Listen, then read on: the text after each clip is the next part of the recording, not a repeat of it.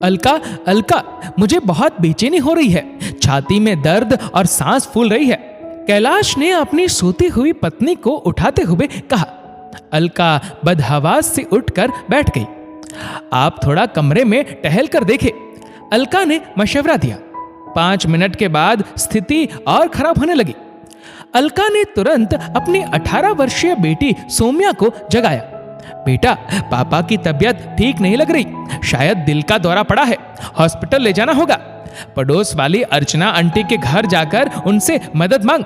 उनके यहाँ 2-2 गाड़ियां हैं, जरूर मदद करेंगे। दूसरी तरफ के पड़ोसियों के यहाँ मत चले जाना, उनके पास तो ढंग का स्कूटर भी नहीं है, वह क्या मदद करेंगे। सौम्या दौड़कर अर्चना जी के घर जाती है, जोर जोर से बेल बजाती है। इतनी रात गए, पता नहीं कौन आ गया। अरे आ रहे हैं, थोड़ा सब्र करो। अर्चना जी ने बड़बड़ाते हुए दरवाजा खोला। अरे सौम्या, तुम, रात के 1 बज रहे हैं, अभी अभी मुश्किल से तो आंख लगी थी हमारी। आंटी जी, पापा की तबीयत खराब हो गई है, हॉस्पिटल ले जाना होगा। आंटी जी, अंकल जी से कहिए ना, वह अपनी गाड़ी से उन्हें अस्पताल ले जाए। सौम्या बोली। अरे बेटा, वह क्या है ना, हमारी गाड़ी खराब है, नहीं तो अंकल जी ले जाते तुम्हारे पापा को। और वैसे भी अंकल जी की भी तबीयत थोड़ी ठीक नहीं है, तुम कहीं और से मदद ले लो। ऐसा कहते हुए अर्चना ने सौम्या के मुंह पर दरवाजा बंद कर दिया। उनका 22 वर्षीय बेटा भी था, उन्होंने उसको भी उठाना जरूरी नहीं समझा। अभी शाम को ही तो अंकल आंटी कार से उतरते नजर आए थे सौम्या को। अलका और कैलाश का मध्यम वर्गीय परिवार था। परिवार में कुल 3 सदस्य थे, कैलाश, पत्नी अलका और बेटी सौम्या। संपत्ति के नाम पर उनके पास एक मकान था। कैलाश के मोहल्ले में लगभग सभी मकान 2-3 मंजिला थे। सभी के घर आलीशान थे। उनमें से एक अर्चना जी का भी घर था। कैलाश का परिवार उनके बड़े घर, महंगी गाड़ी, बढ़िया कपड़ों से बहुत प्रभावित था, जबकि कैलाश के बाएं तरफ के पड़ोसी दिनकर जी का छोटा सा 2 कमरों का घर था। उनके यहाँ कार भी नहीं थी, कपड़े वगैरह से भी साधारण परिस्थिति के लगते थे। अलका दिनकर जी के परिवार के साथ खराब आर्थिक स्थिति के कारण किसी भी प्रकार का मेल जोल नहीं रखती थी।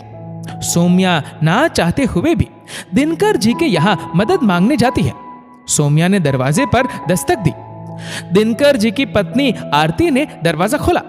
अरे बेटा, तुम, क्या बात हो गई? जी, पापा जी की तबीयत खराब है, उन्हें तुरंत अस्पताल ले जाना होगा, क्या आप हमारी कुछ मदद। सौम्या के पूरा वाक्य बोलने से पहले ही आरती ने अपने पति और बेटे को आवाज लगाई। तुरंत दिनकर जी और उनका 20 वर्षीय बेटा अंशुल आ जाते हैं। अंशुल ने समय की मांग को देखते हुए बिना देरी किए कैब बुक कर दी। दिनकर जी का परिवार जिस हालत में था, उसी स्थिति में सौम्या के साथ उसके घर पहुंच जाते हैं। सब ठीक हो जाएगा, आप चिंता ना करें, आरती ने अलका को ढांढस बांधते हुए कहा। तब तक गाड़ी भी आ जाती है। दिनकर जी ने कैलाश को सहारा देकर गाड़ी में बिठाया। अलका और सौम्या भी उनके साथ हो ली। दिनकर जी और उनकी पत्नी अपनी 2 व्हीलर में पीछे पीछे आते हैं। अस्पताल पहुंचकर डॉक्टरों के आगे पीछे भागते हुए दिनकर जी ने कैलाश को भर्ती कराया। कैलाश को एसिडिटी के कारण समस्या हो गई थी। डॉक्टर ने कैलाश को दवाओं सहित थोड़ा आराम करने को कहा। दिनकर जी ने दवाई की पर्ची लेकर इंजेक्शन और दवाइयों का इंतजाम कर दिया। रात भर दोनों पति पत्नी कैलाश के परिवार को सांत्वना देते रहे। सुबह डॉक्टरों ने अच्छी तरह से रिपोर्ट चेक करने के बाद कैलाश को घर जाने की अनुमति दे दी। दिनकर जी ने टैक्सी का इंतजाम कर दिया।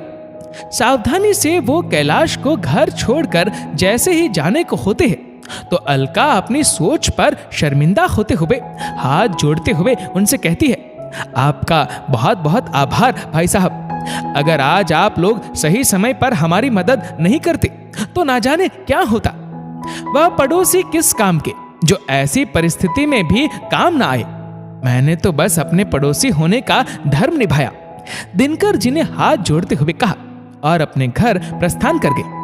अलका अपनी सोच पर शर्मसार हो रही थी कि उसने आर्थिक असमानता के कारण पड़ोसियों में भेदभाव किया।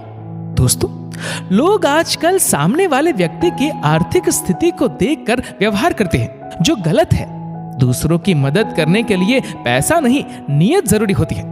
दोस्तों, इस वीडियो को लेकर आपकी क्या राय है, नीचे कमेंट करके जरूर बताएगा। और अगर आपको वीडियो अच्छा लगा हो तो इस वीडियो को लाइक करेगा, शेयर करेगा ज्यादा से ज्यादा लोगों तक। और ऐसी ही और भी इंस्पिरेशनल वीडियोस के लिए सब्सक्राइब करें हमारे यूट्यूब चैनल को और फेसबुक पर फॉलो करें हमारे पेज को।